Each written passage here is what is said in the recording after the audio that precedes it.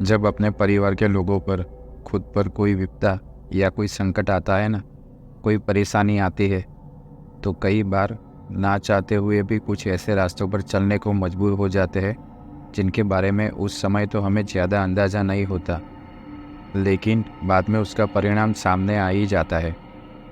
बहुत बार वो परिणाम आपके पक्ष में होते हैं, लेकिन ज़्यादातर परिणाम आपके विरुद्ध होते हैं। करीब 14-15 साल पहले मेरी एक सहेली की मृत्यु के बाद मैं वह सदमा बर्दाश्त नहीं कर पाई। एक लड़की जिसकी उम्र 28-30 साल थी, नई नई शादी हुई थी और शादी के बाद वह मेरे रिलेटिव के घर में उनके बेटे की बहू बन के आई थी। सब कुछ हंसी खुशी चल रहा था। शादी रस्म अच्छे से जा रही थी। घर का माहौल खुशियों से भरा था।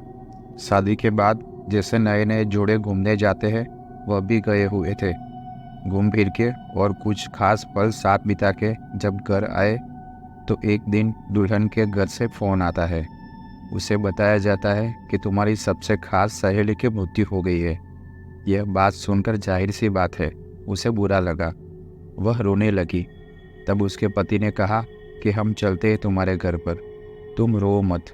पर लड़के की माँ को जब यह बात पता चली तो उन्होंने कहा कि नई नई शादी है, नई नई दुल्हन को ऐसी जगह पर नहीं जाना चाहिए। बाकी बेटा तुम्हारी मर्जी। लेकिन बेटे को अपनी बीवी का रोना दिखा नहीं गया और वह पहुंच गए उस लड़की के घर। वहां जाकर उन्हें पता लगा कि जिसकी मृत्यु हुई है उसने आत्महत्या की है। वह किसी से प्यार करती थी, पर उस लड़के की शादी किसी और से होने वाली थी, जिसका दर्द वह सह नहीं पाई और उसने खुद को मौत के हवाले करना ठीक समझा। वहाँ जब दोनों पहुँचे थे तो उन्हें भी इस बात को सुनकर बहुत बड़ा दुख हुआ। नई नई दुल्हन को उसकी पीड़ा समझ आ रही थी। वह 2 दिन वहीं रहे, अपने घर पर रुके और फिर वापस आए। वापस आने के बाद माँ, बहू और बेटी की शुद्धि की और फिर घर के अंदर प्रवेश करवाया। बहू जो थी उसने अपनी सबसे खास सहेली को खो दिया था, जिसका दुख उसे कई दिनों तक रहा।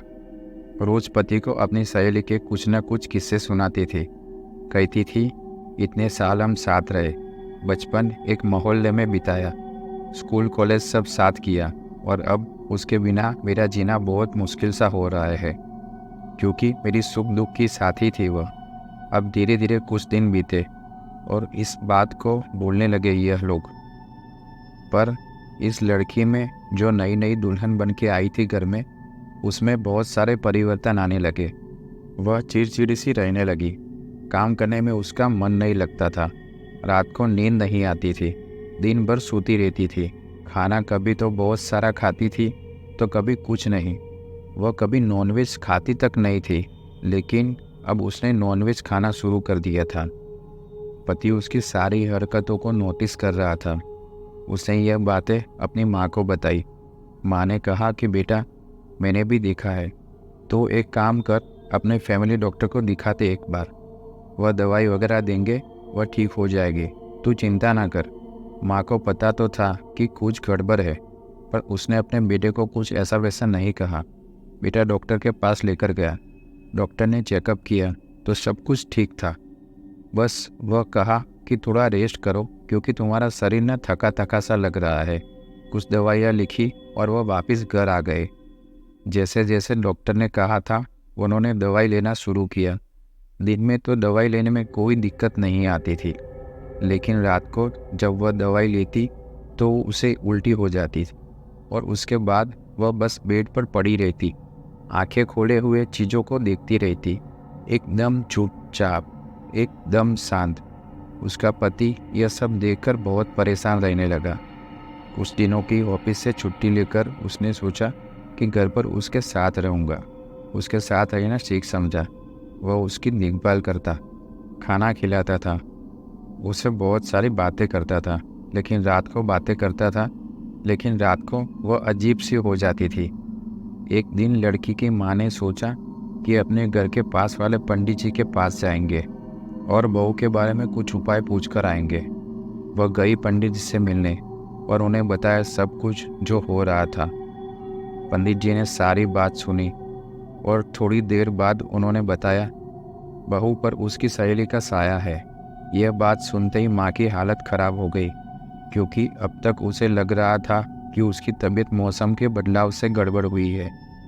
और अब पंडित जी की बात सुनकर उन्हें समझ में आया कि जिस दिन उसकी सहेली की मौत हुई थी और जब दोनों वहाँ गए थे, उसके बाद से उसके शरीर में बदलाव आए हैं।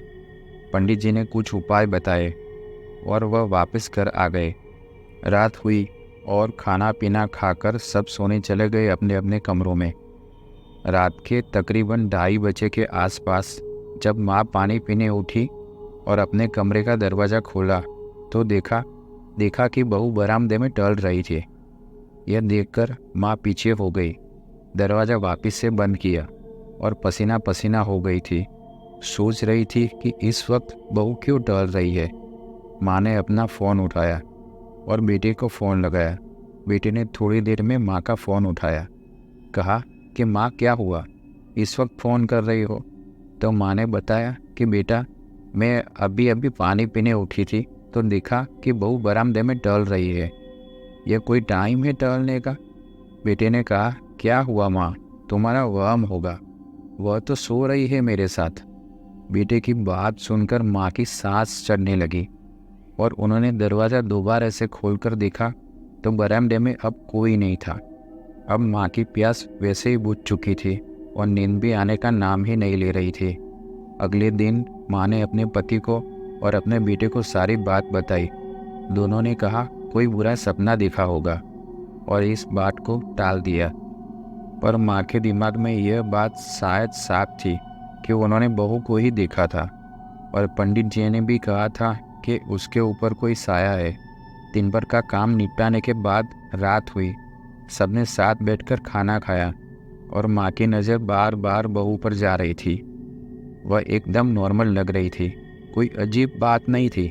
खाना खाकर और थोड़ी देर बातें करने के बाद सब अपने अपने कमरों में सोने चले गए। माँ ने एक बार कमरे में जाने से पहले पलट के बहू की तरफ देखा तो देखा कि बहू उनकी तरफ देख रही है और हंस रही है, बड़ी अजीब तरह से। मैंने खुद को जगाया और अपने कमरे में चली गई। आधी रात के वक्त जब बहू बेटे सो रहे थे तो माँ को बेचैनी सी होने लगी। बेटे को फ़ोन किया और कहा, मुझे डर लग रहा है, तू एक बार यहाँ आ जा, मैं तुम्हें कुछ बताना चाहती हूँ। माँ की बात सुनकर बेटा गया उसके पास और माँ ने उसे सारी बात बताई कि पंडित जी के पास गई थी और बहू के बारे में उन्होंने ये सब बताया है। तो बेटा कहता है, माँ ऐसा कुछ नहीं है, तुम्हारी बहू एकदम ठीक है, मैं कल से ऑफिस भी ज्वाइन कर रहा हूँ, आप बिना खामखा परेशान हो रही हो, सब सही है। बेटा माँ को सहलाकर अपने कमरे में वापस आया और देखा तो उसकी बीवी बेड पर नहीं थी। उसने आवाज़ दी, बाथरूम से पानी की आवाज़ आ रही थी। उसे लगा कि शायद वही होगी। थोड़ी देर इंतज़ार करने के बाद उसने दरवाज़ा बजाया, पर अंदर से कोई रिप्लाई नहीं आया। उसने थोड़ा धक्का मारा तो दरवाज़ा खुद खुल गया, पर अंदर कोई नहीं था। उसने पूरा कमरा छान मारा, पर वहाँ कोई नहीं था। वह आवाज़ देता हुआ बाहर आया। उसने किचन में देखा, बालकनी में देखा, उसे वह नज़र नहीं आई। बस अब डाइनिंग हॉल बचा था। जब वो वहाँ गया और जो उसने देखा वह नज़ारा कुछ और ही था। खाने की टेबल पर उसकी बीवी खड़ी होकर बाल खोल के गोल गोल घूम रही थी। जैसे ही उसका नाम पुकारा वह रुक गई और कुछ गुनगुनाने लगी। वहाँ की लाइट जलाते ही वह टेबल पर गिर गई। बेटे की आवाज़ सुनकर मम्मी पापा भी आ गए थे। उन्होंने भी देखा और पूछा कि क्या हुआ बेटा, यह सब क्या है। सबसे पहले उसे बेड पर लेटाया, वह बेहोश थी। बेटे ने अपनी मम्मी पापा को सारी बात बताई। माँ ने कहा कि बेटा, मैंने तो पहले ही कहा था कि बहू पर कुछ है, कुछ साया है। पंडित जी ने भी यही कहा था। जैसे तैसे रात निकाली और अगले दिन देखा तो बहू का शरीर नीला पड़ चुका है। उसकी बॉडी पर नीले नीले रंग के निशान बने हुए थे, जैसे किसी ने उसको बहुत चोट पहुंचाई हो। माँ ने पंडित जी को घर पर ही बुला लिया और पंडित जी ने सब कुछ दिख दाख कर कहा, बहू को बचाना मुश्किल है, इसे किसी तांत्रिक को दिखाओ, वही कुछ कर सकते हैं। मेरे कुछ दायरे हैं, मैं उसके आगे कुछ करूँगा तो वह उपाय उल्टे भी हो सकते हैं, कहीं बहू को नुकसान ना हो जाए। पंडित जी ने अपनी जानकारी में जो तांत्रिक थे उनका पता बताया और उन्हें जाकर वहाँ सारी बात बताई। वह उनके साथ वापस घर आए। उन्होंने बहू की हालत देखते ही कहा, इसके पीछे इसकी सहेली पड़ी हुई है, वह उसे अपने साथ ले जाकर ही रहेगी। कुछ भी उपाय करना बड़ा मुश्किल है, फिर भी अपनी तरफ से कोशिश करके देखूंगा मैं। अब घर वालों के चक्कर कभी डॉक्टर के यहाँ लगते तो कभी तांत्रिक के यहाँ। डॉक्टर कहता कि रिपोर्ट नॉर्मल है और तांत्रिक कुछ और ही बताते थे। दिन बीतते गए और बहू कमज़ोर पड़ती गई। कोई भी उपाय काम नहीं कर रहा था। एक रात पूरा परिवार बहू के साथ बैठा था, क्योंकि बहू ने कहा कि मुझे डर लग रहा है, आप लोग मुझे अकेले मत छोड़कर जाना। कभी तो वह अजीब सी हंसी हंसने लगती थी तो कभी रोने लगती थी। घर वाले उसकी यह हालत देखकर अपने आंसू नहीं रोक पा रहे थे। तांत्रिक को भी वह घर पर ही बुला लिया था। वह अपने उपाय कर रहे थे। आधी रात के वक्त बहू के बदन में जोर जोर से कंपन होने लगी। सब पीछे हट गए, लेकिन उसके पति ने उसका हाथ पकड़ा हुआ था और एक जोर के झटके के बाद वह एकदम शांत हो गई। तांत्रिक बहू के पास आया और उसने देखा कि वह एकदम शांत है। उसने कपड़े में कुछ बंधा हुआ था और बेटे को वह कपड़ा खोलने को कहा, जिसमें लिखा था, मैं वापस जा रही हूँ, प्रेम की पीड़ा को मैं अच्छे से समझ सकती हूँ। मुझे तो मेरा प्यार नहीं मिला, लेकिन तुम्हारा प्रेम मैं तुमसे नहीं छीनूंगी। और एक धुएं के साथ वह लिखा हुआ भी मिट गया। बहू को होश आया और उसे कुछ भी याद नहीं था। घर वालों ने तांत्रिक के आगे हाथ जोड़कर उनका धन्यवाद किया। उन्होंने एक घर को उजाड़ने से बचा लिया था। यह तंत्र मंत्र की दुनिया बड़ी बड़ी शक्तिशाली होती है।